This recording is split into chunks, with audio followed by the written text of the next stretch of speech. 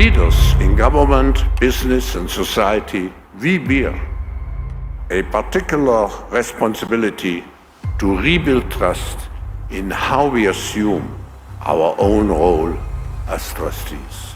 Hidden behind the lost attempt to rebuild trust for the Davos 2024 attendees' sugar-coated totalitarian strategy for world domination is a panicked roach nest of sociopaths partaking in treason, drugs, high-end prostitutes, and delusions of grandeur.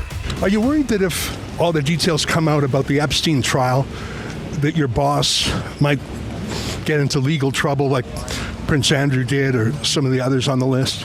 It must have been bad for Melinda to divorce him over Epstein. I mean, that's what Melinda Gates said, because he wouldn't stop visiting Epstein. He was evil personified. I had nightmares about it afterwards. I mean, how can you work for a guy like that? Treason, not trust, seemed to be the actual theme at this year's Davos. We are on the way to a new order, so we are between orders. What are we able to keep on the positive side from the old order to bring into a new world order? At the heart of it will be many of the core principles and core institutions of the existing order. It's absolutely critical that we accelerate. I don't want this, obviously, but if you wound up with a different president who was opposed to climate crisis, I got news for you. No one politician anywhere in the world can undo what is happening now. The marketplace is doing this. Many of these so-called righteous saviors of humanity chose to stick their nose up at the thought of addressing the peasants when confronted by journalists asking basic questions. I want to ask about McKinsey and those huge contracts you guys got from the Canadian government after meeting with Chrystia Freeland.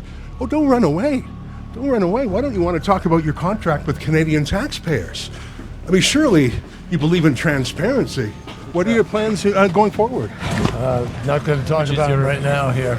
Are you pulling back from it the same way BlackRock is? No. And why don't we just set this up formally? But no, we're not pulling back from it. Are you worried about misinformation and disinformation? That's been a big focus of the World Economic Forum this year.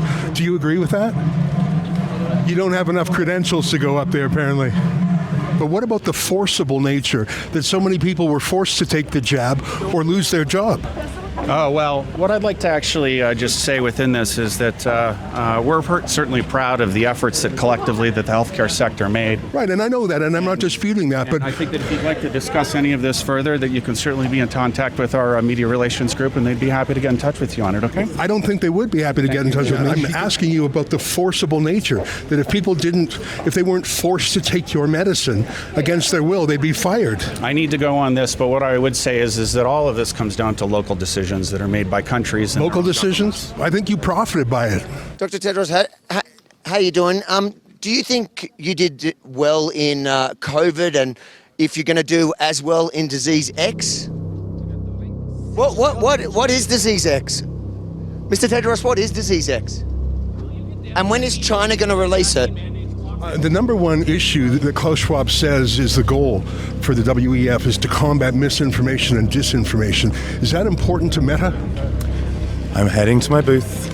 This is not an interview. How come Facebook is censoring the internet? Is it your plan to interfere with the 2024 election? Sorry, cannot hear to the press. The Davos attendees of 2024 need to calm the down. The overselling of an imminent nightmare future is really pissing huge populations of Team Humanity off. What's to stop the hundreds of millions of us from holding a confab of our own aimed at arresting these proponents of a genocidal New World Order?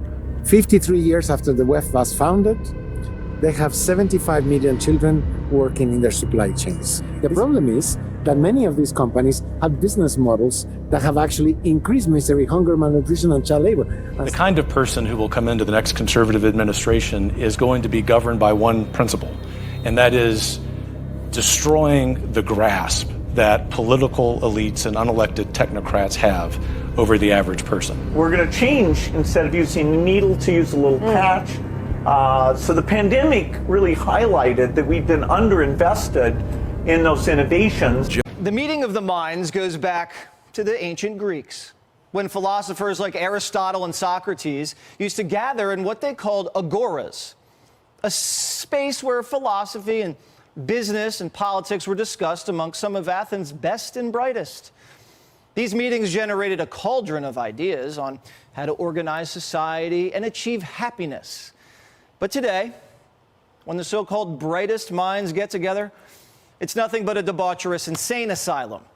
This week, thousands of the world's most elite executives and politicians jetted off to Davos, Switzerland for the World Economic Forum. Besides January 6th, it's their favorite day of the year. At the party, sociopaths indulge in the highest quality caviar, endless champagne, and psychedelic mushrooms. And where there's drugs, there's sex. It's the busiest week of the year for Swiss escorts, $700 an hour or $2,500 a night. Rates were much lower when Trump was president. Thank you, Bidenomics. You can almost smell the magic of the place when you're there, is how one well-connected regular describes the week. But of course, the magic isn't for everyone. It's an invite-only event. So you have to be somebody just to get through the door. And if you're in, guests are slapped with wristbands and divided by class. So once they get through the spirit names and the white shaming, Davos gets to the heart of the issue. So, of course, they bring in the guy who invented the internet. The fossil fuel polluters use a portion of their wealth from digging up dead things from the earth and burning them in ways that destroy the future of humanity. They use some of their wealth to confuse people. I get a little exercised about this because I've watched it for a long time, and it's driven by pure greed. Pure greed. If we deploy electric vehicles, solar, wind, batteries, green hydrogen, and the rest, and we get to true net zero, temperatures on the Earth will stop going up almost immediately. Gore's worth $200 million, and his greed is infinite because he's making money to save the world. The men who make money building the world, they're greedy. They should go bankrupt and be arrested for climate crimes. How'd Gore get to Davos, by the way? He didn't bicycle. And remember last year he said we'd die from rain bombs? Still waiting on the rain bombs. And once the mascot's finished, it's time to plan the future. Not their futures, your future. That order seems to not be the order anymore. We are on the way to a new order, so we are between orders. A new world order. So what will that look like? But the point is you have nothing to be worried about. Well, unless you like to eat. In most of Asia, rice is still grown with traditional methods, which requires flooding the fields. And when you flood the fields, you basically kill the weeds with water, which sounds good, except it takes huge amounts of water. They basically decompose underwater, and when they do that, they release methane. And so actually rice production is one of the largest producers of methane, which is, many times more toxic in terms of greenhouse gas emissions. Rice is like the top crop in the world. What are they going to replace it with? Lab rice. Yum. Now, so what are the farmers and the fishermen going to do? Well, they don't need jobs because they'll be arrested. We have a kind of cultural, very ingrained habit of not taking damage to nature as seriously as we take damage to people and property. If you're campaigning for human rights, at least you know mass murder, torture, all of these things are serious crimes.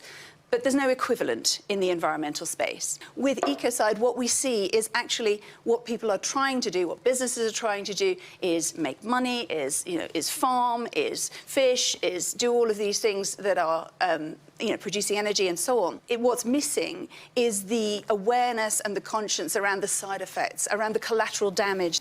Imagine you're taking your son fishing this weekend, got your lines in the water. Next thing you know, you're in handcuffs for ecocide. Those fish have constitutional rights. And if that doesn't work, we're still not at net zero, you get slapped with a carbon footprint tax. I would say digital and sustainable need to go hand in hand.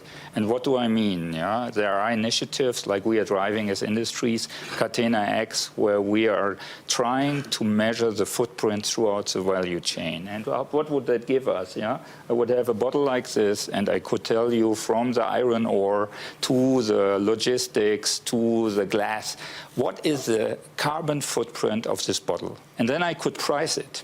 And I could tell you now you are doing good because you now pay 20 cents more, but you are very conscious that you have a green product, yeah? No, James Bond villain, no. I have a hunch their products like jets, escorts, and shrooms will be exempt from the carbon footprint tax.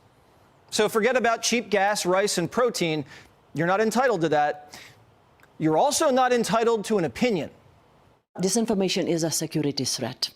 And maybe not many noticed, but it was part of the Russian military doctrine that they will start information war. And we are in it now. And disinformation is a very powerful tool. We are focusing on improving of the system where the people will get the facts right. We don't speak about opinions. We are not correcting anyone's opinions or language. Yeah, this is about the facts.